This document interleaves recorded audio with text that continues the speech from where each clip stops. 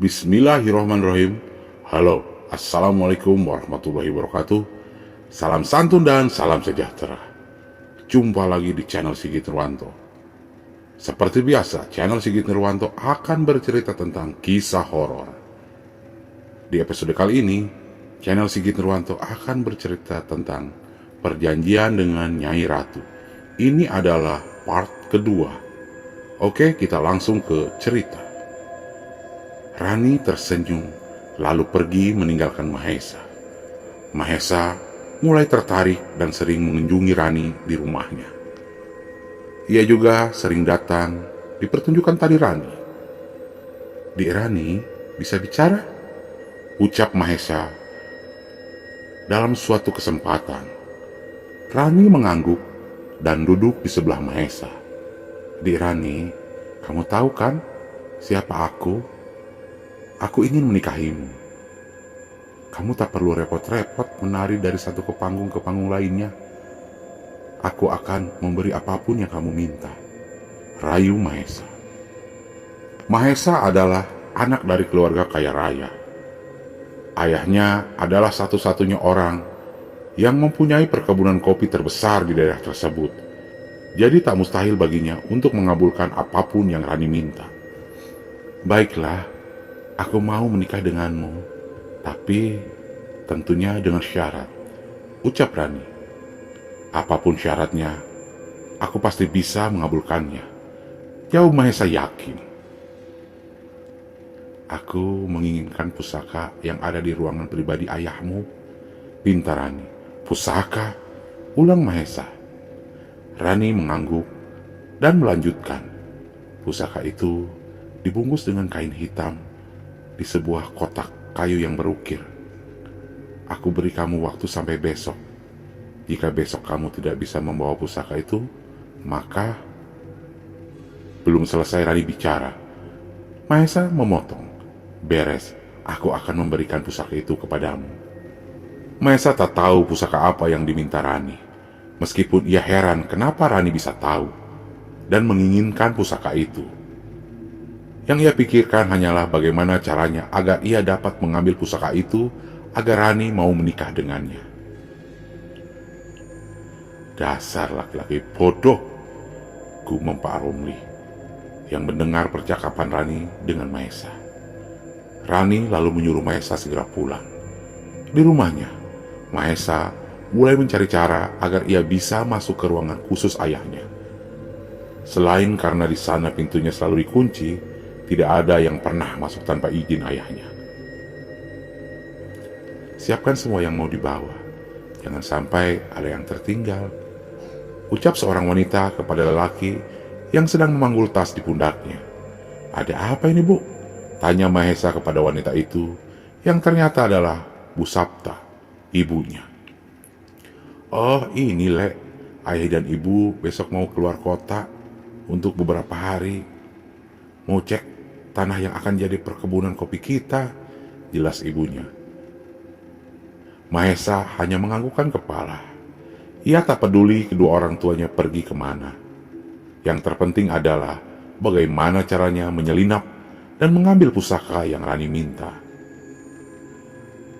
"Le, kamu bantu Pak Toyo mengawasi perkebunan kopi kita yang di sini," pinta Pak Sapta, ayah Mahesa. "Baik ya," jawab Mahesa. Keesokan harinya, Mahesa sudah siap untuk melancarkan aksinya. Dia sudah memastikan tak ada orang yang melihatnya. Saat ia membuka pintu itu, benar saja, pintunya terkunci. Jika ia nekat mendobrak pintu itu, ayahnya pasti tahu. Ia juga tak tahu apa ruangan itu ada kunci cadangan, karena kunci ruangan ini selalu ayahnya bawa kemanapun dia pergi. "Bagaimana Mahesa?" bisik seorang wanita yang saat Mahesa toleh adalah Rani. Ia kaget bagaimana bisa Rani ada di sini. "Rani, kamu kesini? Kamu tahu rumahku?" tanya Mahesa penasaran. "Tentu, siapa yang tidak tahu rumah Juragan Popi?" jawabnya dengan senyuman. "Apakah kamu sudah mengambil pusaka yang kuminta?" lanjutnya. Ran, sebentar lagi. Kamu tunggu ya, aku pasti akan mendapatkannya," ucap Mahesa dengan terbata-bata. Cepatlah ambil, atau aku berubah pikiran, ancamannya dengan nada manja. Masalahnya pintunya. Belum selesai Mahesa bicara, Rani menyela. Shh, bukalah, potong Rani. Mahesa menuruti Rani meskipun ia tahu pintu itu tidak bisa dibuka tanpa kunci yang ayahnya bawa. Ceklek, pintu itu tiba-tiba terbuka dengan mudah. Mahesa menatap Rani dengan wajah heran, namun senang. Rani menganggukkan kepala pertanda Mahesa harus melanjutkan rencananya. Ayo masuk Rani, ajak Mahesa yang hanya dijawab dengan geleng-geleng kepala. Baiklah, kamu tunggu di sini ya, pinta Mahesa. Semoga berhasil, jawab Rani sembari mengelus pipi Mahesa. Di ruangan itu terdapat beberapa lemari kuno. Ada 2 lemari berukuran besar, sedangkan 3 lainnya berukuran sedang. Semua lemari terbuat dari kayu berukir, sedangkan di dinding banyak lukisan. Mahesa mulai mencari-cari kotak yang diminta Rani. Mulai dari lemari paling depan, ada banyak keris dan pusaka lainnya. Begitu pula lemari kedua hingga lemari keempat. Saat di lemari terakhir, ia membukanya tapi ternyata terkunci. Mahesa keluar untuk meminta tolong kepada Rani. Mungkin saja keajaiban seperti tadi bisa terulang kembali. Ia masih melihat Rani di tempat yang berdiri sebelumnya. Kenapa? Dikunci? Mahesa mengangguk dan tersipu malu. Sudah, bukalah. Aku akan menunggumu di rumah, imbuh Rani. Sebentar setelah aku mengambil pusaka itu, aku akan mengantarmu pulang, jawab Mahesa. Ia mencoba membuka pintu lemari yang tadi terkunci, dan benar saja, pintunya bisa dibuka dengan mudah. Tangannya lalu sibuk mencari dan membuka beberapa kain, mencari kotak yang dimaksud Rani. Sampai mata Mahesa tertuju pada kain berwarna hitam di pojok atas. Mahesa membukanya. Benar saja, kotak itu berwarna gelap dan ada ukiran di sekelilingnya. Saat ia membuka kotak tersebut, hawa di ruangan itu berubah menjadi dingin. Angin berhembus kencang, entah dari mana. Seketika kepala Mahesa menjadi berat dan pandangannya terasa gelap. Kotak itu terasa bergetar di tangan Mahesa. Ia ketakutan lalu segera menutup kotaknya. Ia segera keluar untuk menghampiri Rani yang menunggunya di depan pintu ruangan ini. Di luar, mata Mahesa mencari-cari di mana Rani berada. Tapi Rani sudah pergi. Ceklek, pintu ruangan itu tiba-tiba tertutup sendiri. Mahesa kaget dan mencoba membuka pintu itu lagi. Pintunya terkunci dengan sendirinya. Namun, ia tak terlalu memikirkan hal itu. Dengan semangat, ia pergi ke rumah Rani. Permisi. Tak berapa lama, Pak Romli membuka pintu. Ayo masuk, Rani sudah menunggu, ajak Pak Romli seakan tahu maksud kedatangan Mahesa. Nduk, Rani, panggil Pak Romli sembari duduk di samping Mahesa. Rani keluar mengenakan pakaian berwarna merah, membuat Mahesa tercengang melihatnya. Terima kasih, Mas, ucap Rani sambil duduk di depan Mahesa. Jadi, Mas Mahesa sudah mendapatkan pusaka itu kan? Di mana? Tanya Rani.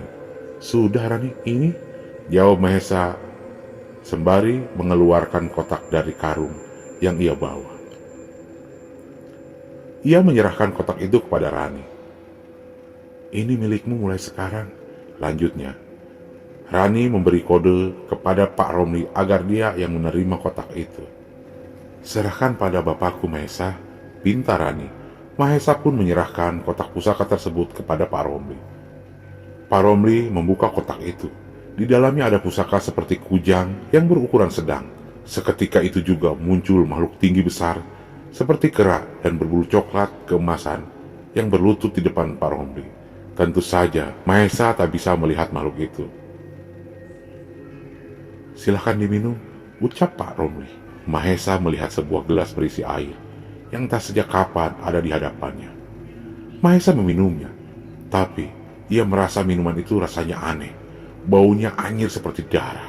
Saat Mahesa melihat lagi, benar saja, air yang tadinya jernih telah berubah menjadi darah. Wak, ya, Rani tertawa keras, suaranya yang lembut menjadi serak. Mahesa, Mahesa, bodoh. Hahaha, ejek iblis itu kepada Mahesa. Kalian membohongiku. Siapa kau sebenarnya, Rani? Teriak Mahesa. Aku akan memberitahu siapa aku sebenarnya, jawab iblis yang ada di tubuh Rani. Mata Rani menatap tajam, lalu ia mencengkram lehernya dan membawa Mahesa ke suatu tempat. Saat Mahesa membuka mata, ia melihat sekelilingnya gelap dan pengap. Saat cahaya obor menyinarinya, tepat di bawah Mahesa, ada Rani dan Pak Romli yang menatap Mahesa dengan senang. Ternyata Mahesa menempel di langit-langit sebuah gua. Iblis bangsat, cepat turunkan aku dari sini, teriak Mahesa. Mengapa kamu lakukan ini? Apa yang sebenarnya kalian inginkan? Lanjutnya. Hahaha, kami hanya memanfaatkanmu untuk mengambil pusaka itu, jelas Rani. Kenapa tak mau kamu ambil sendiri saja? Dasar makhluk terkutuk, geram Mahesa. Aku tidak bodoh sepertimu. Pusaka itu tak bisa dipegang sembarangan orang. Hanya pemilik dan keturunannya sajalah yang bisa mengambilnya. Kamu pikir aku mau membakar diriku hanya untuk mengambil pusaka itu? Lanjut Rani. Untuk apa? Untuk apa kalian menginginkan pusaka itu? Tanya Mahesa penasaran. Untuk kekayaan dan kejayaan tentunya, sahut Pak Romli. Menurutmu ayahmu kaya raya karena apa? Sebentar lagi kehidupanmu dan keluargamu akan hancur. Lanjut Pak Romli. Kalian memang bukan manusia, kalian iblis terkutuk. Kalian lebih baik mati, teriak Mahesa tak terima dengan perlakuan mereka. Sebelum memikirkan kami, pikirkan dulu nyawamu. Apa kamu bisa bertahan di atas sana? Hahaha, ejek Rani sembari pergi meninggalkan Mahesa. Benar saja, tak butuh waktu lama, usaha Pak Sabta bangkrut. Keluarganya terlilit hutang hingga seluruh harta kekayaannya dijual. Mahesa pun tak diketahui kabarnya karena tak ada orang yang berani masuk ke gua tersebut. Sementara di rumah Mbah Ragil, Teguh sudah mulai melupakan bapak dan adiknya. Kini ia membangun panti asuhan untuk anak yatim dan anak terlantar. Hal ini dilakukan karena rasa rindunya kepada adiknya Rani. Dengan cara itu, ia merasa mempunyai banyak adik dan saudara. Pak Roni sendiri sudah punya banyak cabang sanggar tari. Kini ia hanya terima beres tanpa susah payah turun tangan seperti dahulu. Tanah dan sawah milik Pak Romli ada di mana-mana. Rumahnya pun sudah dibangun sedemikian rupa mewah dan megah. Sementara itu, Rani melompat-lompat dan membanting semua perabotan di rumahnya. Pak Romli yang mendengar suara tersebut langsung lari menghampiri Rani. Nyai Ratu, kenapa? Ada apa ini? Tanya Pak Romli kebingungan. Kamu sudah mengingkari janjimu, Romli. Kamu harus mati, ucap Rani dengan nada tinggi. Memang akhir-akhir ini Pak Romli mulai sadar. Ia merasa kesepian tanpa kehadiran anak dan istrinya. Ia terkadang sering melamun, mengenang masa-masa di mana istri dan anaknya tersenyum bahagia meskipun hidup sederhana. Pak Romli juga mulai beribadah lagi meskipun jarang. Namun semua persyaratan dan sesajen untuk Nyai Ratu mulai terlupakan. Darah segar dari sapi untuk Nyai Ratu sudah jarang ia berikan. Ia tak peduli lagi dengan harta atau kemarahan Nyai Ratu. Bahkan ia ingin segera pergi menyusul istrinya. Nyai Ratu, aku sudah tidak menginginkan kekayaan lagi. Bagiku, sudah tidak ada artinya semua itu. Untuk apa aku melakukan semua ini jika istri dan anakku pergi? Semua orang sudah kubuat hancur dan mati. Lalu untuk apa? Jelas Pak Romli dengan tegas. Aku sadar ini semua karenamu, karena bujuk rayumu, dan karena bersekutu denganmu lah aku menjadi seperti saat ini. Lanjut Pak Romli. Dasar manusia tidak tahu terima kasih, tidak tahu diri kamu Romli, tandas Nyai Ratu. Iblis yang selama ini ada dalam tubuh Rani memang Nyai Ratu. Pak Romli mendapatkannya dari sebuah gunung saat ia bertapa dahulu. Kublak, Nyai Ratu melempar tubuh Pak Romli sehingga hidungnya mengeluarkan darah. Nyai Ratu terus menyerang Pak Romli tanpa ampun. Ia mencekik leher Pak Romli dan mengangkatnya setinggi 5 meter.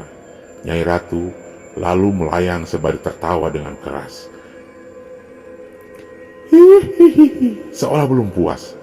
Ia menghantamkan badan Pak Romli ke pohon. Tiba-tiba, "Berhenti kamu iblis!" teriak Teguh dari kejauhan. Nyai Ratu melempar Pak Romli ke arahnya. Teguh berlari menghampiri bapaknya. "Pak," kata Teguh lirih, "aku banyak salahnya. Maafkan Bapak Mule, sudah membuat hidupmu susah." Iba Pak Romli kepada Teguh. Teguh hanya bisa menangis. Sudah aku maafkan, Pak. Aku tadi punya firasat buruk, makanya aku kesini. Ternyata malah jadi seperti ini," sesalnya. "Akhiri ini semua, Le. Ambil selendang hijau di kamar Rani. Pakarlah dengan menyebut nama Allah 7 kali," pintanya. Teguh lalu bergegas masuk ke dalam rumah dan ke kamar Rani sebelum ia dihadang Nyai Ratu dan mencekik leher Teguh. "Iblis keparat, lepaskan!" Teguh tak bisa melepaskan cengkraman Nyai Ratu. Ia berusaha berdoa dan membacakan ayat-ayat suci sampai buk! Tubuh Nyai Ratu terpental, terkena serangan dari Mbah Ragil. Ternyata ia pergi mengikuti Teguh. "Pergilah, biar aku yang urus," perintah Mbah Ragil. Teguh segera mencari selendang yang dimaksud bapaknya, hingga ia menemukan selendangnya itu tergantung di sebelah lemari. Setelah itu, Teguh berlari ke dapur mencari korek. Ia berdoa dengan menyebut asma Allah sebanyak-banyaknya, sampai tak sempat menghitung, dan wush, selendang itu terbakar diiringi suara teriakan Nyai Ratu. Teguh berjalan keluar menghampiri Mbah Ragil dan bapaknya. Ia masih memegang selendang yang masih terbakar di tangannya. "Kurang ajar kamu, anak bangsat. Ingatlah, aku pasti akan kembali untuk menghancurkan hidupmu lewat anakmu." "Ha, panas!" teriak Nyai Ratu. Teriakan itu disusul dengan tubuh Rani yang terkulai lemas. Begitu pula dengan tubuh Pak Romli. Malam itu begitu sunyi, tak ada suara binatang malam. Angin pun seolah enggan untuk menyapa. Keesokan harinya, diadakan pemakaman untuk Pak Romli dan Rani. Teguh mewakili bapak dan adiknya memohon maaf agar mereka berdua bisa pergi dengan tenang dan dipermudahkan jalannya. Teguh pun sudah ikhlas bersama Mbah Ragil. Ia kembali ke rumahnya. Tapi mereka salah. Perjanjian itu belum berakhir. Perjalanan Nyai Ratu untuk mengobrak-abrik kehidupan keluarga Teguh belum selesai. Demikianlah cerita flashback keluarga Teguh.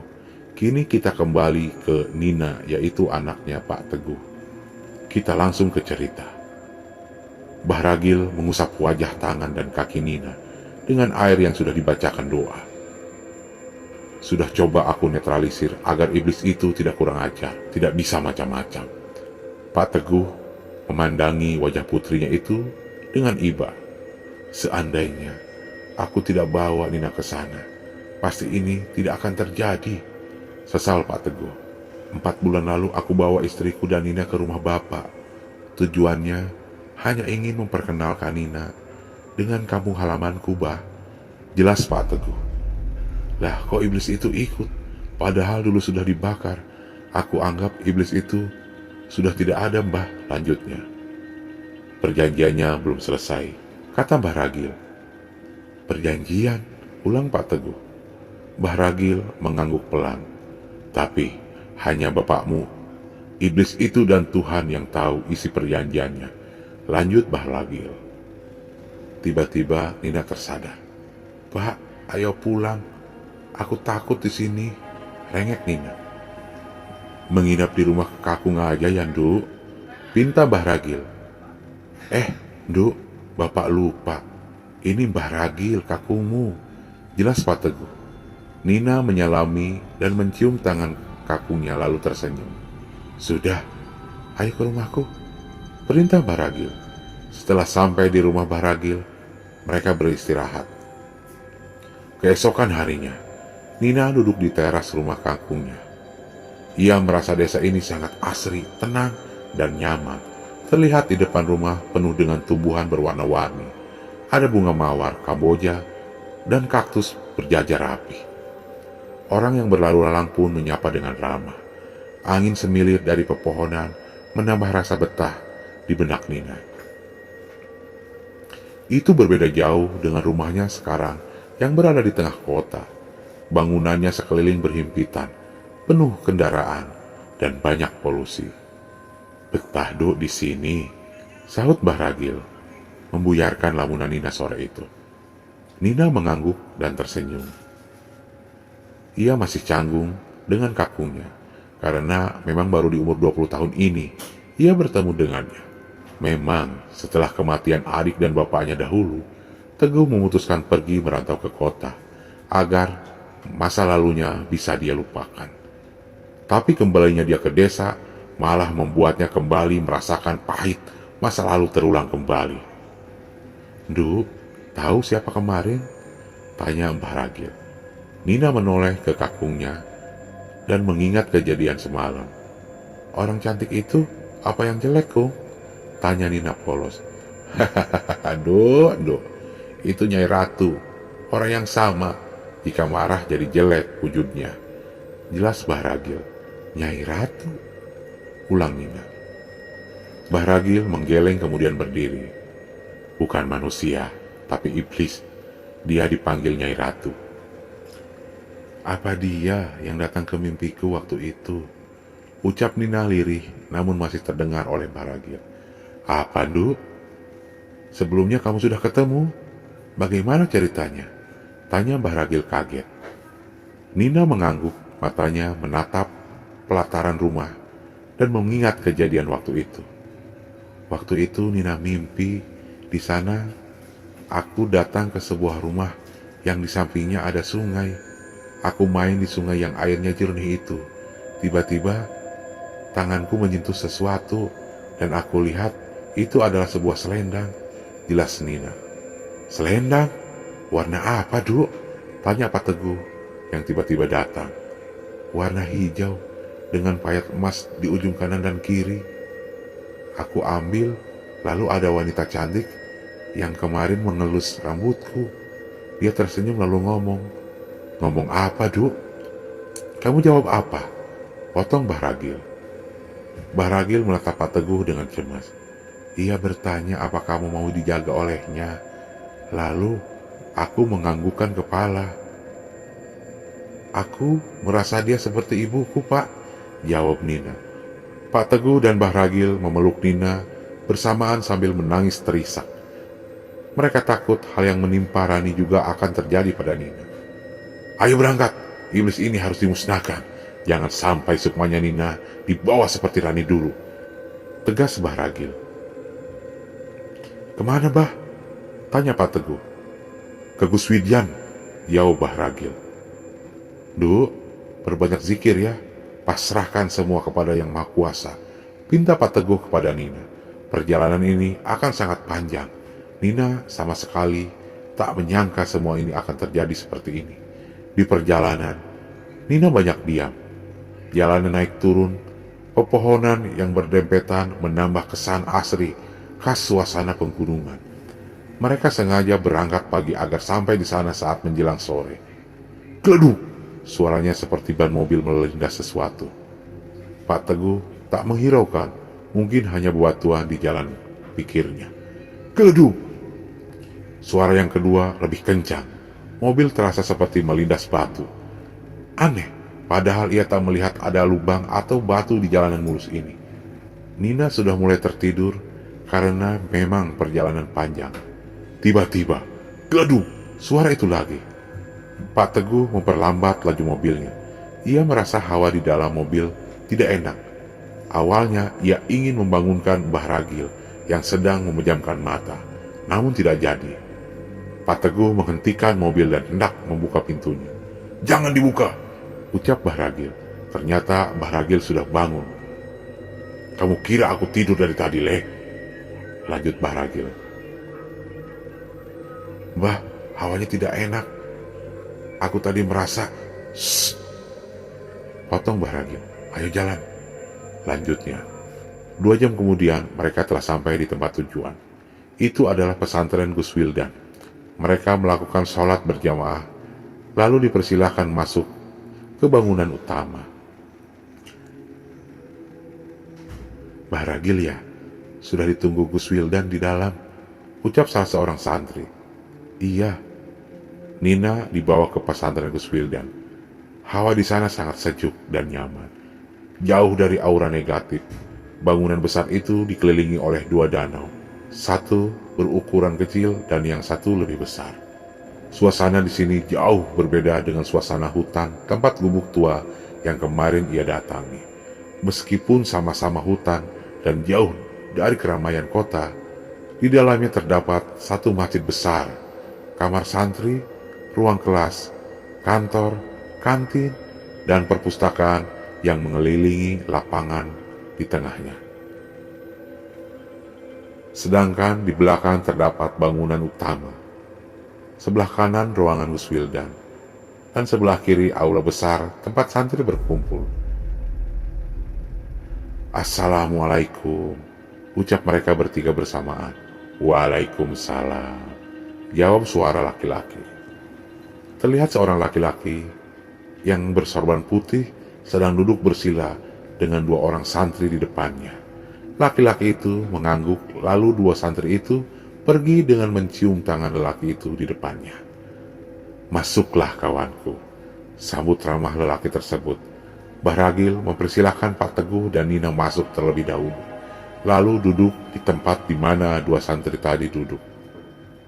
Bagaimana kabarnya Gus? Tanya Mbah Ragil. Alhamdulillah baik. Mas Ragil bagaimana? Ternyata lelaki itu Gus Wildan. Gus Wildan adalah pengurus sekaligus pemilik pesantren ini.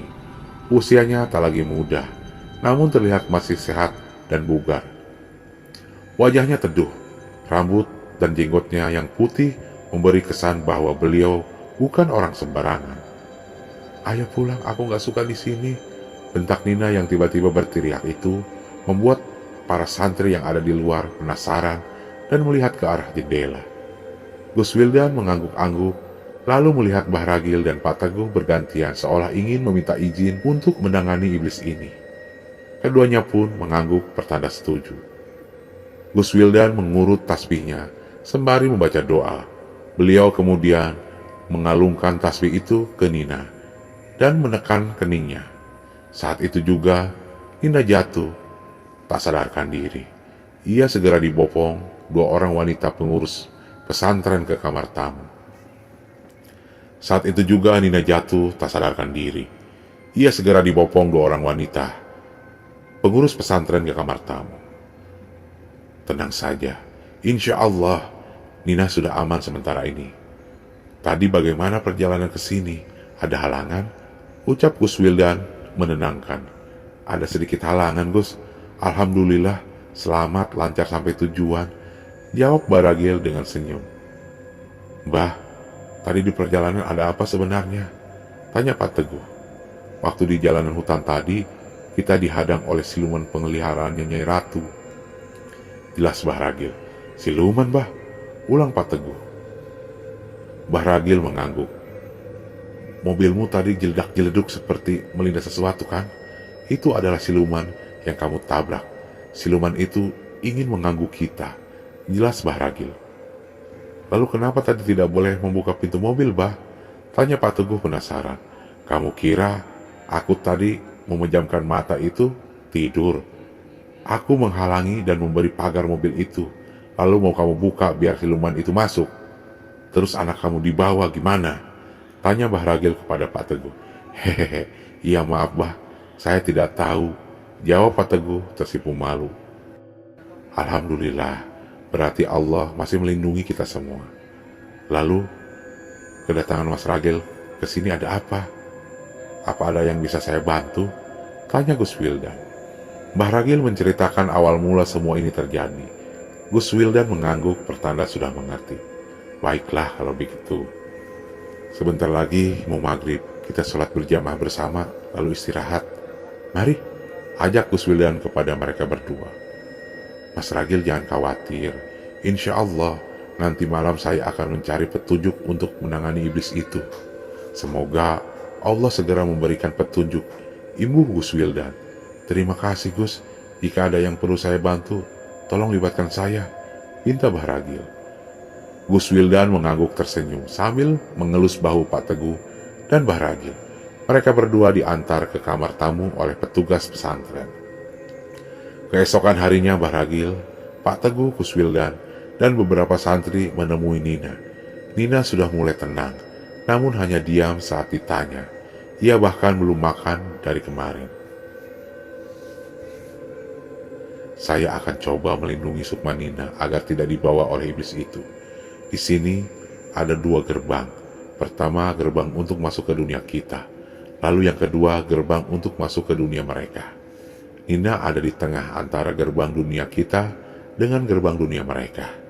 Disinilah saya bisa menahan agar Sukma Nina tidak masuk ke gerbang mereka. Tapi saya belum bisa membawanya kembali ke gerbang dunia kita karena dijaga siluman tersebut. Siluman itu tidak hanya 1, tapi ada 7. Bukan karena saya tidak bisa mengalahkan mereka, tapi gerbang dari dunia kita yang tidak bisa dibuka.